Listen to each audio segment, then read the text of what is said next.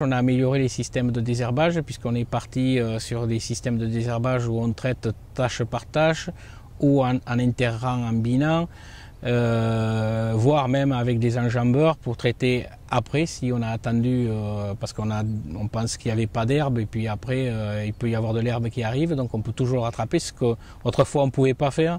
En même temps que l'on met l'azote, il est équipé ici à l'avant d'une cuve de désherbage qui fonctionne avec le boîtier électronique. C'est un système qui permet de réguler le désherbage. Plus on avance vite, plus on met de produits. Dès qu'on ralentit, automatiquement, ça diminue la dose. Et ainsi, on met le produit, juste le produit à l'hectare, à la quantité qui est voulue. Comme on travaille sur 7 rangs, le chauffeur a une vision de tout le chantier à l'avant. Donc s'il n'y a pas d'herbe, il ne traite pas. S'il y a une zone où il y a d'herbe, hop, il ouvre le bouton. C'est ce qu'on appelle du traitement par tâche et juste du tir à vue.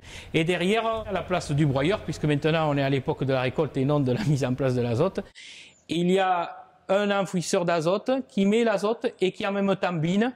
Et on bine aussi les cultures. Ici on a le pied qui met l'azote et derrière on a 2 dents qui viennent biner. Et donc en fonction de la quantité d'herbe, du développement des adventices et de la météo, des conditions météo, ça peut suffire simplement en mettant l'azote et on bine, soit sinon on complémente suivant les zones par tâche, là où il faut utiliser un produit phytosanitaire.